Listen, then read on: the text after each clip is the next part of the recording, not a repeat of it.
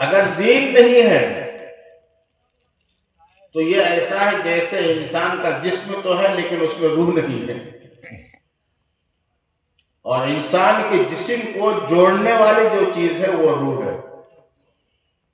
ایسا مثال کے طور پر آدمی کے بدن میں جتنے حصے ہیں نا، ہر حصہ دوسرے کا ضد ہے۔ مثال کے طور پر آدمی آنکھوں سے دیکھتا ہے، باقی بدن کا سارا حصہ اس کا نابینا ہے۔ آدمی صرف کان سے سنتا ہے، بدن کا سارا حصہ اس کا بہرا ہے۔ صرف کہاں سے سنتا ہے؟ کان سے۔ سنتا ناک سے ہے، باقی بدن کا سارا حصہ نہیں سنتا۔ ہاتھوں سے پکڑتا ہے، بدن کے کسی حصے سے نہیں پکڑتا۔ صحیح ہے نا؟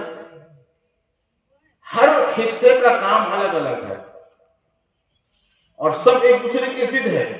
ہاتھ کا کام پکڑنا ہے، کان کا کام سننا ہے، آنکھ کا کام دیکھنا ہے، ناک کا کام سونگنا ہے، کان کا کام سننا ہے۔ سننا اور دیکھنا الگ الگ چیزیں ہیں، دونوں ایک دوسرے کی ضد ہے نا؟ لیکن آپ غور کیجئے کہ ہر حصہ بدن کا دوسرے کے ساتھ کس قدر جڑا ہوا ہے کہ اگر کسی ایک حصے کو درد ہوتا ہے تو سب احساس کرتا ہے۔ مثلا اگر انگلی میں تکلیف ہو جائے تو آنسو کہاں سے نکلتے ہیں؟ کہاں سے نکلتے ہیں؟ تو اگر ڈاکٹر کے یہاں جانا پڑے تو آنکھ کبھی یہ نہیں کہے گی پیر سے کہ یہ تیرا مسئلہ ہے تو جا۔ حضرت آپ سمجھ رہے ہیں بات کو؟ کان میں تکلیف ہو جائے تو کبھی آپ کی ناک یہ نہیں کہے گی کہ تو ڈاکٹر کے پاس جا، یہ تیرا مسئلہ ہے، یہ تو میرا مسئلہ نہیں ہے۔ ایسا ہوتا ہے؟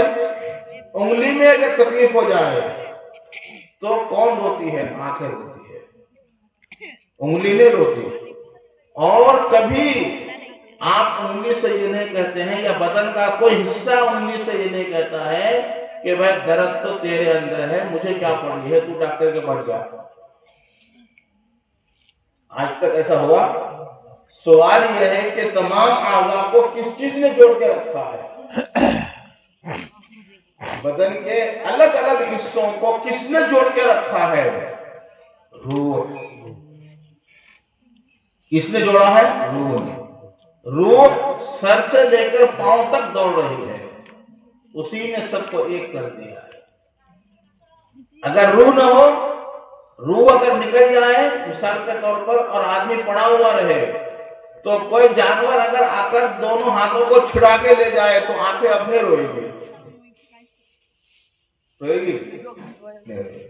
پیر کو بھی کتا کاٹے تو یہ ہاتھ اگر آپ کے اوپر کوئی جانور حملہ کرے تو کون بچاتا ہے؟ ہاتھ۔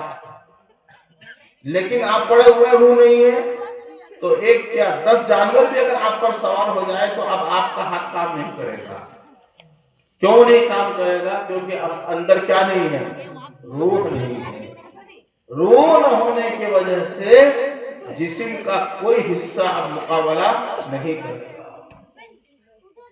ہاتھ کاٹ لو، کان کاٹ لو، کچھ بھی کاٹ لو بھائی۔ یہی وجہ ہے کہ آدمی جب مر جاتا ہے 3 دن بھی نہیں گزرتا کہ پورے بدن کے اندر کیڑے پھرنے لگتے ہیں، پاخانہ کے راستے تک کیڑے جم جاتے ہیں، تیسرے چوتھے دن بدن پھٹنے لگتا ہے۔ کیوں پھٹ رہا ہے بھائی؟ وہاں کیوں نہیں کیڑے کو آپ ہٹا رہے ہیں؟ اس میں روح نہیں ہے۔ روح نہ ہونے کی وجہ سے بدن کے سارے حصوں کو الگ کر دیا گیا۔ بات سمجھ رہے ہیں آپ؟ بالکل یہی حال ہے ہمارے سماج میں دین کا۔ اگر دین نہیں ہے تو آپس میں سماج کا کوئی جوڑ نہیں ہے۔ خود گھر میں جوڑ نہیں ہوگا۔ جیسے ایک گھر میں باپ ہوتا ہے، ماں ہوتی ہے، بہن ہوتی ہے، بھائی ہوتے ہیں، بیٹے ہوتے ہیں، اور سب ایک دوسرے کی ضد ہے. باپ کا کام الگ ہے، بیٹے کا کام الگ ہے، ماں کا کام الگ ہے، بہن کا کام الگ ہے، سب کا نظام الگ تھلگ ہے. باپ کے اندر بڑاپن کا احساس ہوگا، بیٹے کے اندر چھوٹے پن کا احساس ہوگا، بھائی میں برابری کا احساس ہوگا، ماں کے اندر ممتا رہے گی. سمجھ میں سب کا نظام الگ الگ ہے. ان سب کو جوڑنے والی جو چیز ہے وہ چیز کون ہے؟ دین ہے.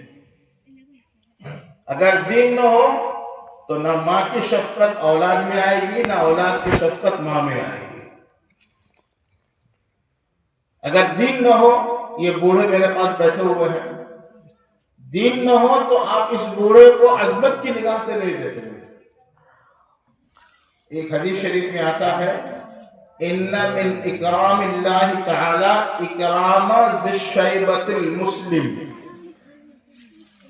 ترجمہ یہ ہوا کہ اگر کوئی آدمی کسی مسلمان آدمی جس کے داڑھی سفید ہو گئے ہیں اس کی اس لیے عظمت کرے کہ یہ مسلمان ہے اور اس کی داڑھی سفید ہو گئی اور یہ بوڑھا ہو گیا ہے، عظمت کرے، تو اللہ نے فرمایا گویا اس نے میری عزت کی. کسی بوڑھے مسلمان کی اس لیے عزت کرنا کہ اس کی داڑھی ایمان کی حالت میں سفید ہو گئی ہے، تو اللہ فرماتے ہیں اس نے گویا میری عزت کی.